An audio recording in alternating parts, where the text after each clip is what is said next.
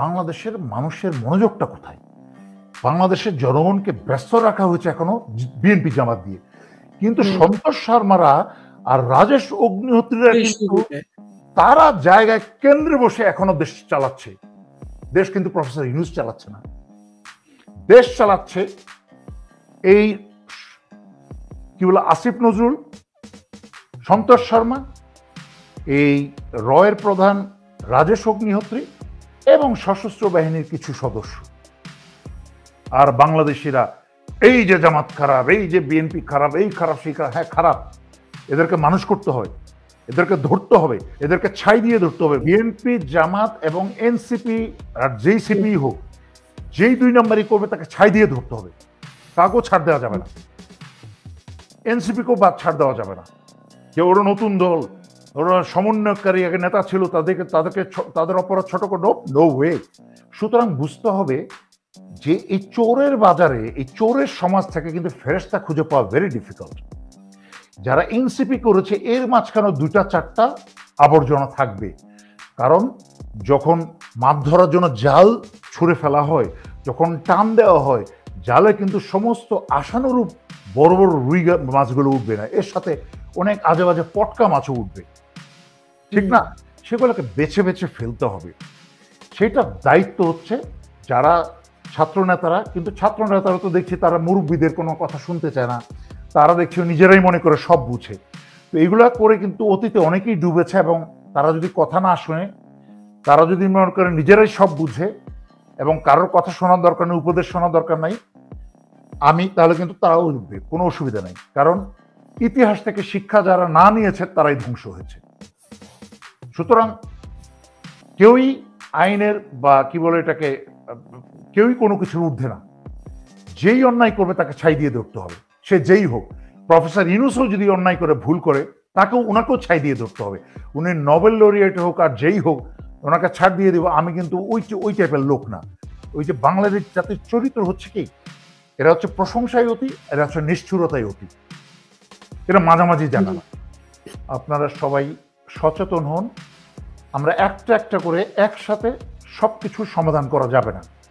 এটা প্রফেসর ইউনূস বলেন, কারো পক্ষে সম্ভব না। বাট প্রফেসর ইউনূসকে আমরা একটা জিনিস বাধ্য করি, এবং সবাই চলেন একটা মিশন নিয়ে। আমরা প্রফেসর ইউনূসকে সকাল বিকাল আমরা সরকারের কাছে এটা বলতে থাকি, আপনি এই রাজেশ অগ্নিহোত্রী, ভারতের রয়ের যে প্রধান, তাকে বাংলাদেশ থেকে, ভারতের এমবেসি থেকে তাকে বিতাড়িত করা হোক, এবং তার সাথে যত ভারতীয় চিহ্নিত যত দুই নম্বর লোক আছে, বাংলাদেশি রূপে যারা আছে সন্তোষ শর্মার মতো, তাদেরকে জেলে ভরা হোক, তাদের সমস্ত অপকর্মের জন্য বিচার করা হোক, আর রাজেশ কুমারকে বের করে দেওয়া হোক। কারণ ভারতের সাথে আমাদের ব্যবসায়িক যুদ্ধ চলছে, স্নায়ু যুদ্ধ চলছে, এবং ভারত আমাদের প্রকাশ্যে সকল কিছু বাংলাদেশের বিরুদ্ধে তারা ষড়যন্ত্র করে যাচ্ছে, দাঁড়িয়েছে। সেই ক্ষেত্রে আমাদের ঘরের মাঝখানে ভারতীয় একটা এজেন্ট ঘরের মাঝখানে রেখে কখনোই আমরা নিরাপদ নই। তাই আপনাদের সবাই প্রফেসর ইউনূসকে বলুন, সবাই একই মেসেজ পাঠাতে থাকেন, যার যেভাবে ক্ষমতা আল্লাহ দিয়েছে, যে ভারতের রয়ের যে প্রধান ঢাকায়, যে ভারতের এমবেসিতে আছে, রাজেশ অগ্নিহোত্রীকে বাংলাদেশ থেকে বের করতেই হবে, এবং সন্তোষ শর্মাকে বিচারে দাঁড় করাতে হবে বাংলাদেশ বিরোধী ষড়যন্ত্রের কারণে। জনগণকে বুঝতে হবে, আমাকে গালি দেন, আমার কোনো সমস্যা নাই, আমাকে দেওয়ার মালিক, আমার নেওয়ার মালিক, সবকিছুর মালিক আল্লাহ। কিন্তু আপনাদেরকে বুঝতে হবে যে আমি যেই দেশের বিরুদ্ধে এবং জনগণের বিরুদ্ধে কাজ করে, আমি তার বিরুদ্ধে কথা বলি, আমি সত্যি কথা বলার চেষ্টা করি আল্লাহর রহমতে। আমি কারো তেল মারি না, আমার কারো কাছে কিছু পাওয়ার কিছু নেই। সুতরাং আমি যখন বিএনপির সমালোচনা করি, এই লোক তো জামাতের, আমি যখন জামাতের সমালোচনা করি, আমাকে এখন লাইন ধরে জামাতের ছেলে পেলে গালিগালাজ করবে, এই তো বিএনপি। তো এইগুলো, এই জাতির সমস্যা অনেক আছে। তার মাঝখানে সবচেয়ে বড় সমস্যা হচ্ছে এই হুজুগে জাতি, এই অন্ধ জাতির কারণেই কিন্তু শুধু রাজনৈতিক দলদেরকে দোষ দিয়ে লাভ নেই। এই জাতির অন্ধত্বের কারণেও কিন্তু আজকে 54 বছর এই জাতির এই ভয়ঙ্কর অবস্থা, পরিণতি। অন্ধত্বের সীমাটা কোথায়? একটা দেশের বেশিরভাগ জনগণ যখন এহেন অন্ধ হয়, তখন সেই দেশে আল্লাহর রহমত থাকতে পারে না। তারপর আল্লাহ কি কারণে আল্লাহ রহম করে বাঁচিয়েছেন, তুলে এনেছেন, আল্লাহই ভালো জানে। দেশের বেশিরভাগ মানুষ অন্ধ। ধানের শেষে ভোট দিব, কে কে দাঁড়িয়েছে ধানের শেষে, চোর বদমাস, সেটা বোঝার দরকার নেই আমার। কিন্তু এই লোকেই যে তার ছেলে মেয়ের ভাগ্য নির্ধারণ করবে, এটা সে বুঝতে পারছে না।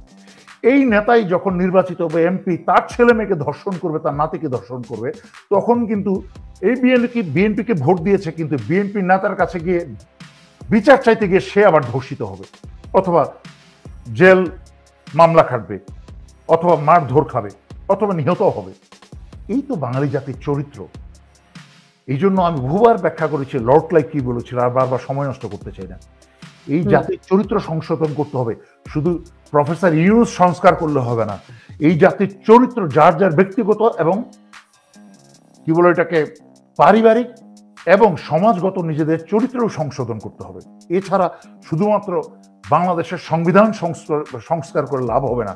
কারণ সংবিধান বলি, রাষ্ট্র বলি, তার মালিক কি? জনগণ। আর মালিক যদি হয় অন্ধ, তার যদি কোনো দায়িত্ববোধ না থাকে, তাহলে সংবিধান পরিবর্তন কোনো লাভ হবে না। কারণ যেই সংবিধানকে প্রফেসর ইউনুস হোক আর আরেকজন হোক যদি পরিবর্তন করতে পারে, তাহলে আরেক সরকারও এসে পরিবর্তন করতে পারে। আওয়ামী লীগ কি করে নেই? আওয়ামী লীগ কি গত 16 বছর সংবিধানের তোয়াক্কা করেছিল? বিএনপির উপরের লেভেলের নেতারা ভারতের কাছে বিক্রি হয়ে গেছে, তারপরেও কিন্তু বিএনপির পজিটিভ সাইড হচ্ছে বিএনপির ভিতরে এখনো অনেক নেতা নেত্রী আছে। আমি মধ্যবয়সী এবং ইয়াং বয়সী বিএনপির অনেক নেতা নেত্রীকে চিনি, যারা জাতীয় স্বার্থে অনেক স্যাক্রিফাইস করেছে, তাদের দেশপ্রেম আছে। আমি যেমন ব্যক্তিগতভাবে আমি চিনি, নিরু ভাইকে চিনি, বিএনপির এক সময় তুখান নেতা ছিল, আমার ফেসবুকেও আছে উনি। এরকম আমি অনেক বিএনপির নেতাকে আমি চিনি, যাদের এখনো সেই যোগ্যতা এবং ক্যাপাবিলিটি আছে দেশকে নেতৃত্ব দেওয়ার।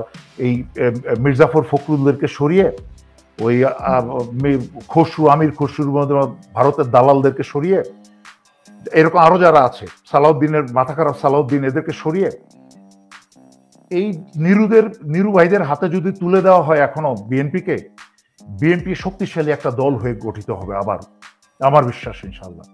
কিন্তু জামাতের কিন্তু জিরো এক্সপিরিয়েন্স।